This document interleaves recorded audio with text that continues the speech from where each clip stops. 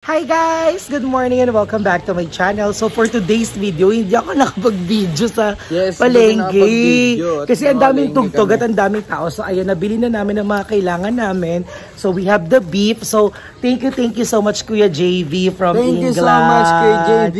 Thank you so much Kuya JV. Maraming salamat sa iyo dahil sa makakapag beef caldereta kami today. Yes. So ayan, nakabili na kami ng mga kailangan namin. So ibababad ko na siya ngayon. Ima-marinate ko na siya. So tara, samahan niyo. And sorry na everyone, nagtawagasan ko na yung ating beef. So hiniwa ko na rin yung calamansi and then I opened the toyo na para sa ating beef caldereta na ima-marinate. So I have it here na. So look. Ayan. So eto na yung calamansi natin. So first pipigaan lang natin siya ng calamansi. Siyempre sa may strainer para hindi kasama yung buto-buto. So pigain natin siya maigi. Hindi ba lang yung mga iba nagluluto, sinasama nila yung balat ng calamansi? Oo, pwede kapag inihaw. Kapag inihaw. So ayan, pigang-piga na yan. So pigain natin siya maigi. Para masarap na masarap ang ating beef caldereta. So etong version na to, ito ang aking version ng beef caldereta guys. Yes, ang sarap niya mag-caldereta guys. So ayan na siya. So ayan ang ating beef. So bumili tayo ng 1.5 kilong beef. So lalagyan lang natin siya ng toyo. Toyo? Parang ikaw tinatoyo. That's enough. And then syempre paminta. Mas maraming paminta, mas masarap. So okay. So yan, haluin lang natin. So haluin ko na siya ng kamay ko at nagbugas na rin naman ako ng kamay.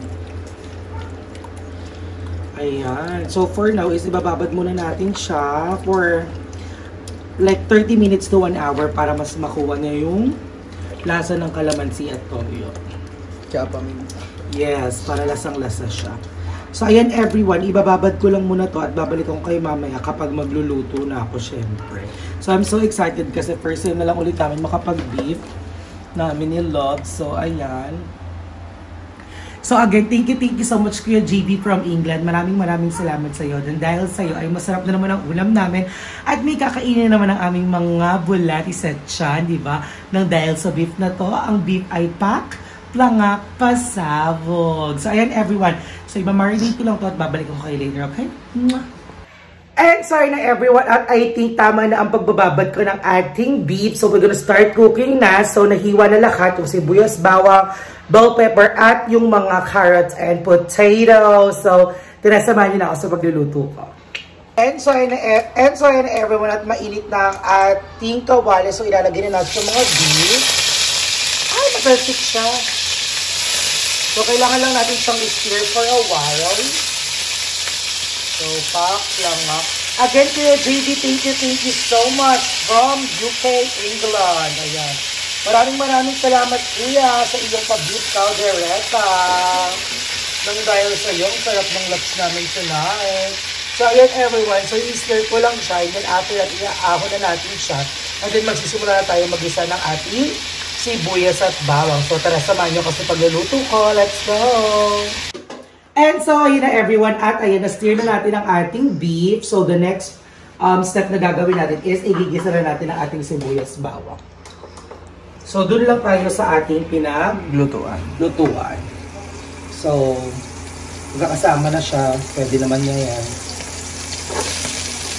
So ayan, may sili din dahil masarap ang ating caldereta kapag may sili. May hipa. Yeah, para may konting Dapat yung mantika sa hipa mo. Iligisa-gisa lang natin yan ng very light. And then after that, ilalagay na natin yung ating beef. So, just watch. So, okay everyone. So, again, Kuya JB, thank you so much sa iyo. Maraming salamat Kuya JB from UK, England. Ayan, salamat po talaga sa pagbibigay sa akin oportunidad para magluto ng beef caldereta. Ayan. So, ginigisa-gisa ko lang to. And then, next, ilalagay natin yung beef. Medyo, okay na yan. Hindi yung pa ito brown. Ay, okay na yan. Ang bilis, di ba? Brown na agad. So, ilagay natin ulit yung beef para kumapit yung lasa niya. Kasi hindi ko yan. Magigisa pa yan dahil igigisa ko pa ito ng igigisa. Kaya okay lang kahit hindi pa masyadong golden brown ang ating sibuyas bawang. Look at that! Sobrang bongga! Divine! So, ayan, gusto lang natin yan. So guys, one thing kasi, kaya sobrang sarap talaga kapag beef. Dahil malasa talaga ang beef. Sobrang lasa ng beef, kaya ang sarap na talagang lutuin natin ulam. So ang part pala ng beef na binili natin, kasi wala na yung lomo. Yung lomo kasi, kahit sa baboy, yun yung pinakamalambot. Kasi sa isang buong baboy, sa isang buong baka, isang parte lang siya. So isang piraso lang siya na pahabang pag ganun. So nalaman ko yung lomo sa lola ko sa Manila. Kasi yun yung laging pino-pork steak niya. Pero pork. Ngayon sa beef, meron din kasing lomo. Yun kasi yung lomo, kahit hindi mo na siya pakuluan ng todo, malambot na siya. So ang kinuha natin ay sirloin, so malambot pa rin ito. So kaya konting kuluan lang siya. So ayun, as you can see, di ba nagigisa pa rin ang ating bawang sibuyas. Ang bongga. So ang next part na gagawin natin ay, ayun, wait nyo lang. At lalagay natin ang tomato paste. So ayan. So, lalagyan na natin siya ng tomato paste. Look. And then, isasabay natin siya sa paggisa. So, ito yung way na talagang, ito yung way ng pagluluto. So, ito yung pagluluto talaga na talagang tataob ka ng 5 kilong beef ligas. 5 kilong sinain. Look, pulang-pula na siya.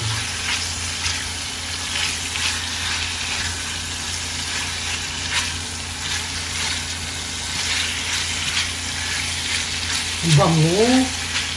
Guys, kung naaamoy niyo siya, ang bango-bango ng Yes, guys, sobra. So, dagdagan natin yung tomato paste kasi konti lang yung, kalahati lang yung nilagay ito.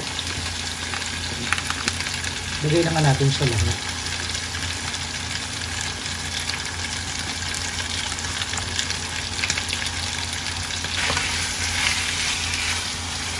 Ang bango, ang bongga. So, look, pulang-pula na siya, di ba? So, syempre, hindi pa dyan nagtatapos yan dahil ilalagay na natin yung pinag-marinadan natin at mag-a-add lang tayo ng water doon para kumulo pa siya ng kumulo. Para mas perfect. Pero syempre, haluin muna natin siya na ito. Bango-bango.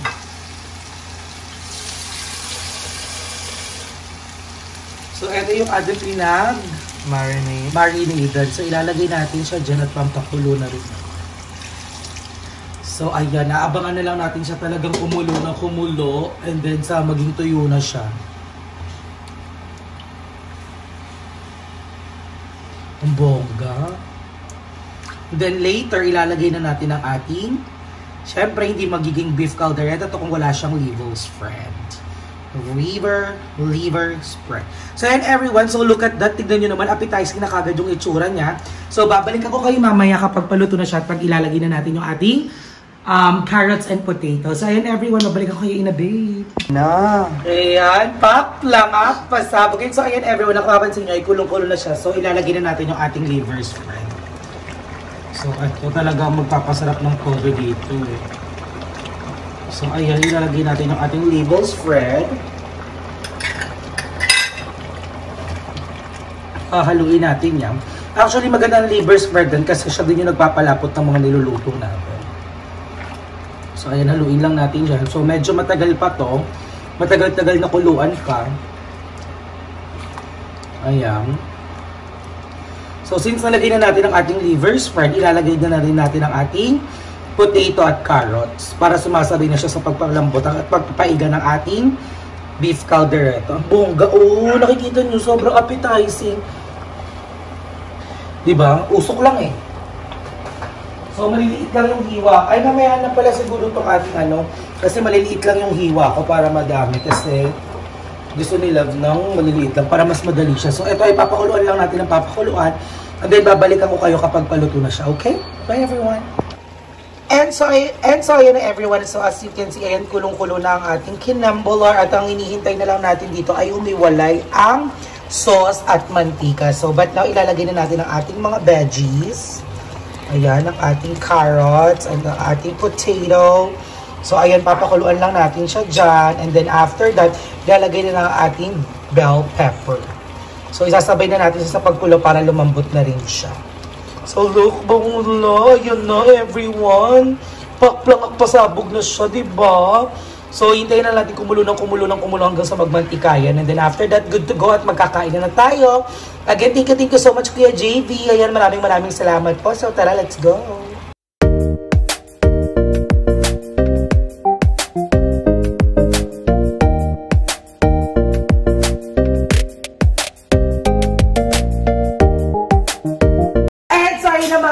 Jolly and everyone, and every 2, and every 3, and every 4. So, luto na ang ating beef caldereta. Dito na siya. Thank you so much, Kuya JV. Ayan. Kuya JV from UK, England. Ayan.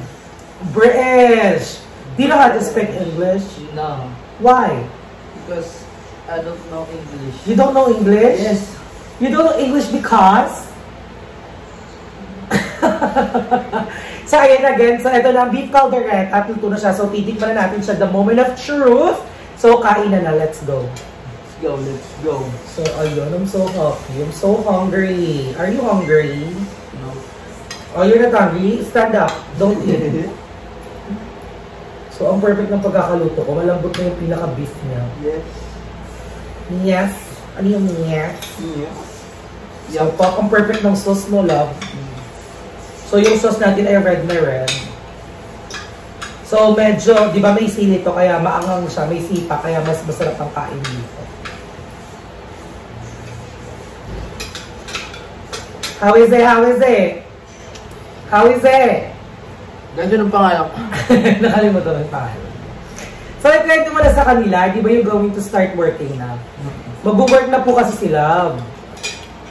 Dahil, yung work na pag-work niya, sinasabi ko kasi sa kanila, yung pag-workin mo ay yung sa tito mo, correct? Kayo nagkakabit ng Christmas light, Christmas tree, yung matataas sa mga ball. Yan.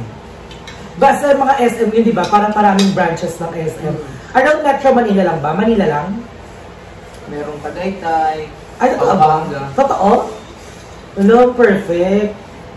So, pag nagtrabaho ka, hindi na ako magtatrabaho. Ikaw nabubuhay sa akin. Hindi na siya magbablog, guys. Charot lang. Magpapakatatay ka dapat. Hala, nasabi ko sa'yo, surprise dapat yun. Buntis ako. Ay, Hindi guys. nawanan mo ko. May anak na. Buntis nga ako. Excited ako sa gender reveal. So tara guys, kain tayo. What?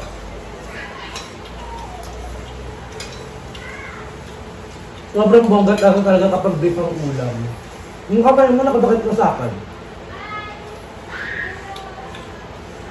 So ayan pa rin, aga kasi namin na malengke.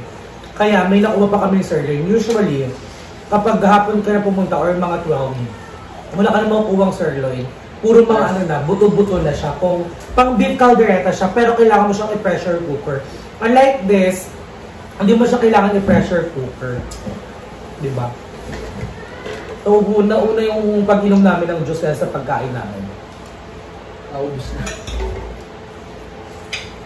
At first, actually nalulungkot ako nung pupunta na siya ng Manila, tapos magtatrabaho na siya, magkakalayo na kami. Pero I realize na ang selfish ko kapag ganun yung ginawa ko. Kasi gusto ko rin naman na parang, alam mo yun, para mag-grow din siya. Para matuto na rin siya sa mga, alam mo na, pinaghihirapan lahat ng bagay-bagay. Yes. Na ikaw na mismo bibili ng mga gamit mo para mas pag-ingatan mo. Ayun yun. Ang lambot ng beef. Tagal ko siyang niluto guys. Legit.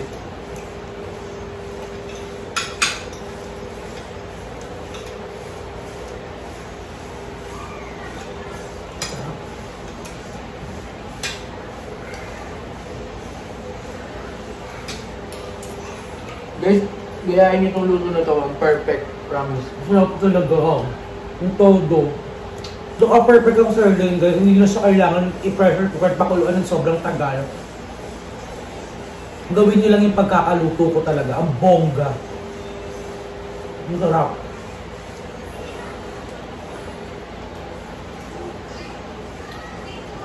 Tugod pa. Tignan niyo guys, sino kumukuha ng kanin ko? Di ba ako tataba dyan? Kasi, alam niyo ba guys, nakilala ko siya ang payat niya. At alam nung lahat yan, di ba nakita niyo siya sa live, no? Ang payat-payat niya, ang asim-asim niya tignan. Charot lang. Very gangster. Pero look at you naman now, di ba? Tapos ng bongga, pares kami mahilig sa taba. Kaya minsan nag-aagabang kami sa taba. Ang sarap. So, tignan nyo naman guys, yung taba, ang juicy, no? Mm. Ang juicy niya Ano siya taba? Litid yun. Tapos kahit sa karinderya, pag may taba ako, kukunin niya. May taba siya, kukunin ko. Ang tanong, kaya mo na bang mag-LDR tayo? Baka yan, parang pangarap. Para malulog. Kaya mo na bang mapalayo sa perlas ng silanganan ko? Ha? Kaya mo na mapalayo sa perlas ng silanganan ko? Ha? Perlas ng silanganan. Yung binubulong-bulong mo. Kaya mo na mapalayo sa perlas ng silanganan. Mabundok. Hindi nga, seriously, sa totoong tanong, ready ka na ba na pag matutulog at gigising kayo, di tayo magkasama? Ikaw. Oo. Anong magiging struggle mo? Parang ano yung pinaka-mahihirapan sa? Hindi tayo magkausap sa chat. Bakit? Hindi mo ako ni-reply talaga. Ay, talaga. Anong gagawin mo? Kukomment ako na mag-comment sa vlog mo. Dito ako. Tapos, hindi ko siya kasi pwede magloko-loko dun sa lugar nila. Kasi marami akong tenga at mata dun sa kanila. At alam niya yan. Naluloka na lang siya. Lagi kong alam kung ano yung ginagawa niya, kung nasan siya. Yun. Kaya konting maling galaw lang nga, alam niya yan. Good ka sa akin. Kung nag-computer na ako dyan, ako magaling sa'yo. Ang sarap ng beef caldereta. Sobrang sarap. Alam mo ba dati, naalala ko, nagluluto ako ng beef steak. Ang gamit ko nun yung lomo. Parang ganito lang din, imamarinate ko siya, ipiprito ko siya, and then papakulong ko lang siya ng very light. Ang lomo kasi sila malambot talaga.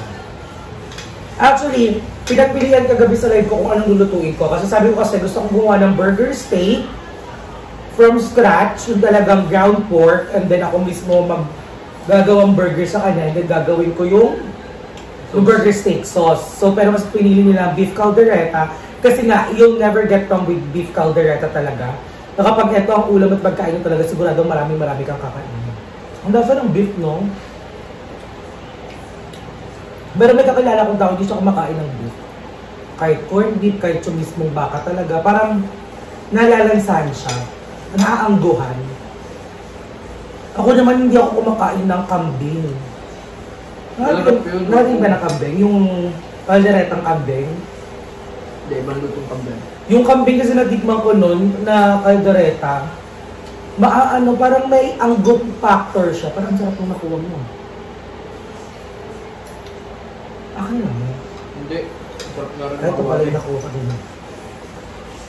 Yung may anggop factor siya na may pagka, totoo nga yung chika nila na mapanghin. Mapanghin talaga siya pag pinakatay. So kapag kinain mo siya, may lasa. Masarap. Kumakain kang hito. Ako Favorite naman ko yun. hindi. Masarap daw yung hito, tsaka inihaw. Favorite ko yun guys. Anong pinaka-exotic na pagkain na nakakain mo? Hindi ko pa natitikman yung daga. Dagang bukid. Yun, tsaka palakang bukid. Pero sabi nila, kapag ma-exotic daw, lasang manok. Yung ahas, mas malasa pa daw nga sa manok. Yung ahas naman lang, parang pag kinagat mo siya, parang parang ang bilis matunaw. Marami Ano? matinik. Parang matinig. Parang matinik.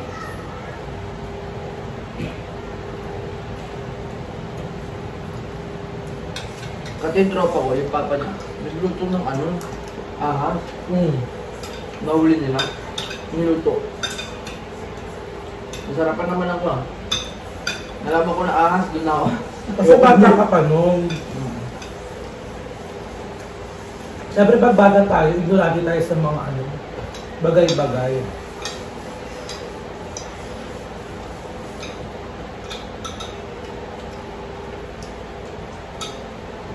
Saka, wala tayong alam, no?